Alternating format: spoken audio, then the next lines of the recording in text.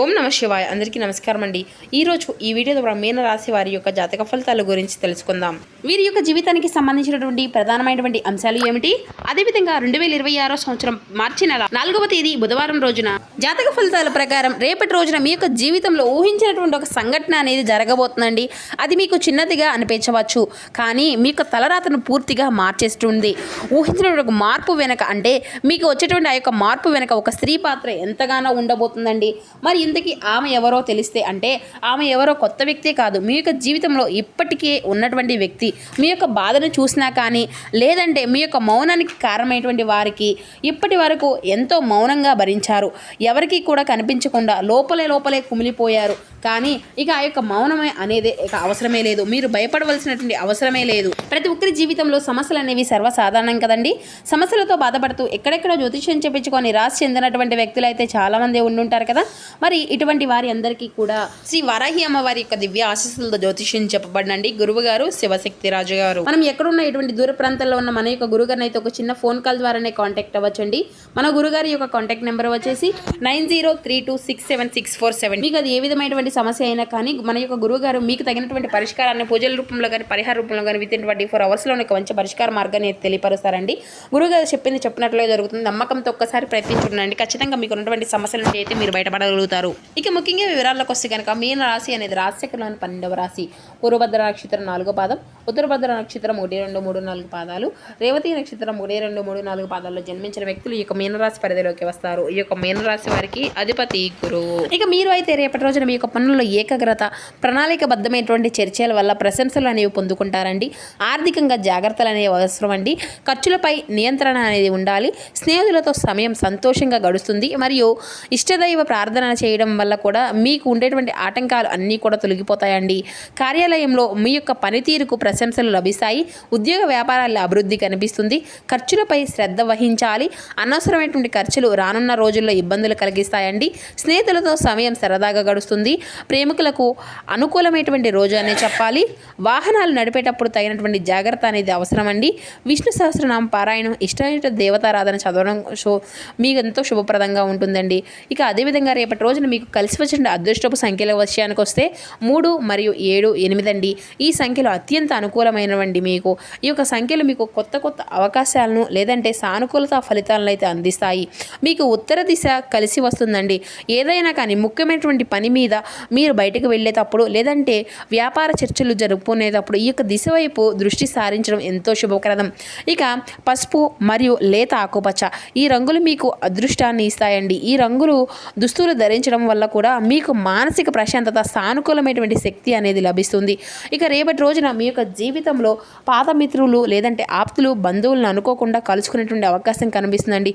ఈ భేటీ మీకు సంతోషాన్ని ఇవ్వడమే కాకుండా భవిష్యత్తుకు సంబంధించిన ఒక మంచి సలహా లేదంటే సమాచారం అందే విధంగా ముఖ్యమైనటువంటి ఫైల్ లేదంటే పని ఆకస్మికంగా ముందుకు సాగడము వంటి శుభకరమైన ఫలితాలను సూచించవచ్చును. ఇక ఈ యొక్క రాశిలో గ్రహాల యొక్క సంచారం వల్ల ఆర్థికంగా కొన్ని లాభాలు ఉన్నప్పటికీ కూడా సాయంత్రం వేళ ఖర్చుల విషయంలో తగినటువంటి జాగ్రత్తలు అవసరమని జ్యోతిష్య నిపుణులు అయితే మీకైతే సూచిస్తున్నారండి. ఇక మీకు అనవసరమైనటువంటి ఖర్చులు పెరిగేటువంటి అవకాశం ఉంది కాబట్టి బడ్జెట్ను ఖచ్చితంగా పాటించండి. ముఖ్యమైనటువంటి తెలియనటువంటి వ్యాపారాల్లో లేదంటే షేర్ మార్కెట్లో పెద్ద మొత్తంలో పెట్టుబడులు అయితే అస్సలు పెట్టడం అయితే మానుకోండి. ఇక వాహనాలు నడిపే అత్యంత జాగ్రత్త వహించాలండి. ఇక మీరు అయితే కార్యాలయాల్లో మీ యొక్క పనితీరుకు ప్రశంసలు ఖచ్చితంగా లభించబోతున్నాయి. ఉదర సంబంధిత సమస్యలు తలెత్తేటువంటి అవకాశం ఉన్నందున ఆహార విషయంలో జాగ్రత్త అవసరమండి. ముఖ్యమైనటువంటి ఫైల్ లేదంటే పనులు ఇతరులపై ఆధారపడకుండా మీకు మీరే స్వయంగా తనిఖీ చేసుకోవడం త్వరగా ముందుకు వెళ్ళిపోతుంది.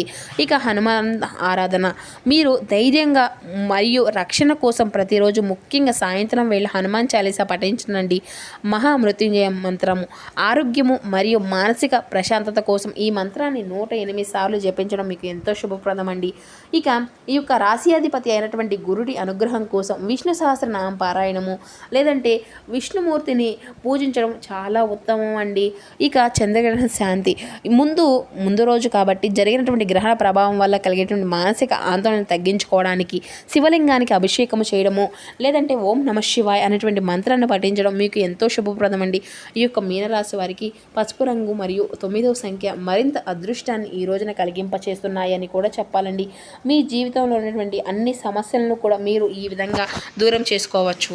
ఇక మీ యొక్క జీవితంలో ఆధ్యాత్మిక జోక్యం అండి. మీరు చాలా ఆసార్లు అనుకునే ఉంటారు, నేను ఎవరి దగ్గర కూడా సహాయం అనేది అడగలేదు, అయినా కానీ ఎందుకు నాకే ఇంత కష్టము అనేసి ఆ దేవుడు మీకు ఏ విధంగా కూడా మాటలనేవి లేకుండా సహాయం అనేది చేస్తూ ఉన్నాడండి. ఈ సమయంలో మీరు ఏ దేవాలయానికి వెళ్ళినా లేదంటే ఇంట్లో దీపారాధన వెలిగించినా కూడా మీ యొక్క మనసు అనేది ఒక ప్రశాంతత అనేది వస్తుంది. ఈ యొక్క ప్రశాంతత నీకు వచ్చే విధంగా మార్పులు అనేవి మొదటి సూచన. మీరు ఊహించిన విధంగా మీ యొక్క బాధ్యతలన్నింటినీ కూడా దేవుడు అనేటువంటి వాడు గమనించాడండి. ఇప్పుడు నీ యొక్క జీవితంలో అనవసరమైనటువంటి మనుషులు అందరూ కూడా దూరం అవుతారు.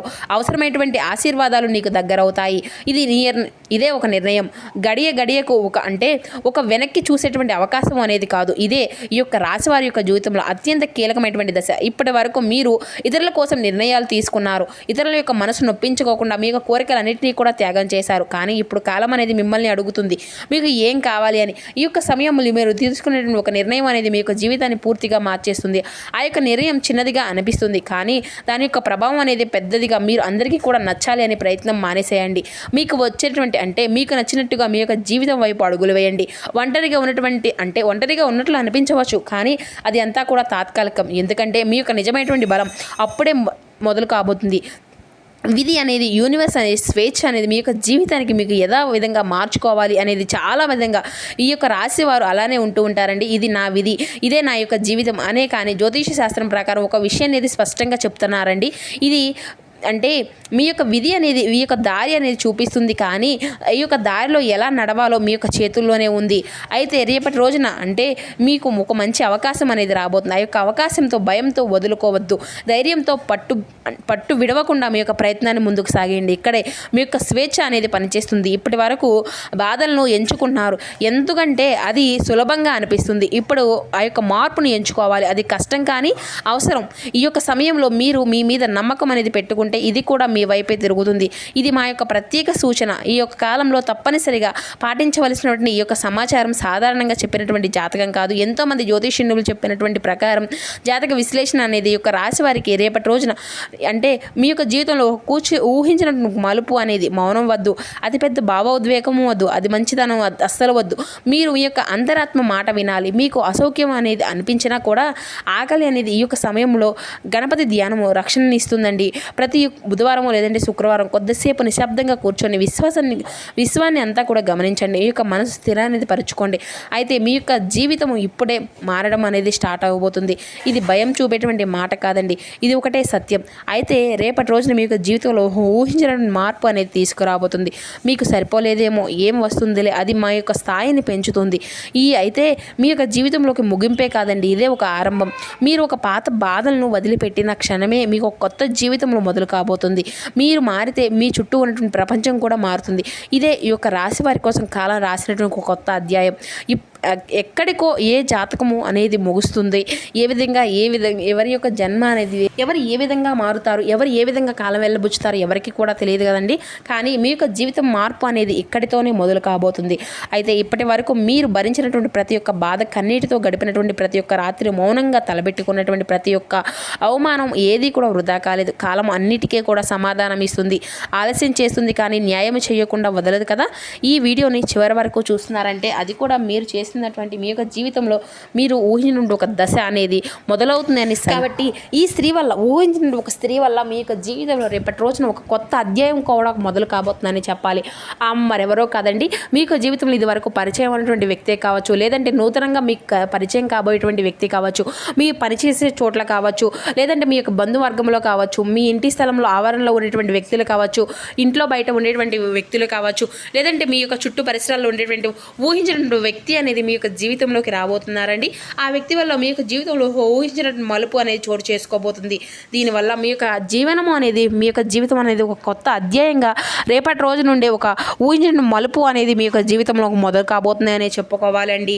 సో చూసారు కదండి. ఇక అదేవిధంగా మీ యొక్క జీవితంలో పుణ్యక్షేత్రాల్లో లేదంటే దేవాలయాల్లో జెండా లేదంటే తోరణాలు సమర్పించడం వల్ల కూడా ఆరోగ్య సమస్యల నుండి కూడా ఉపశమనం అనేది లభిస్తుందని చెప్పుకోవచ్చండి.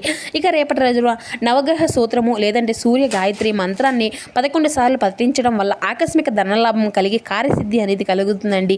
మీ యొక్క పాత అప్పులు లేదంటే ఆర్థిక ఇబ్బందుల నుండి కూడా బయటపడడం వల్ల నల్లకాకి ఆహారం పెట్టడము లేదంటే పేదలకు సహాయం చేయడం కూడా చాలా శుభప్రదం అండి.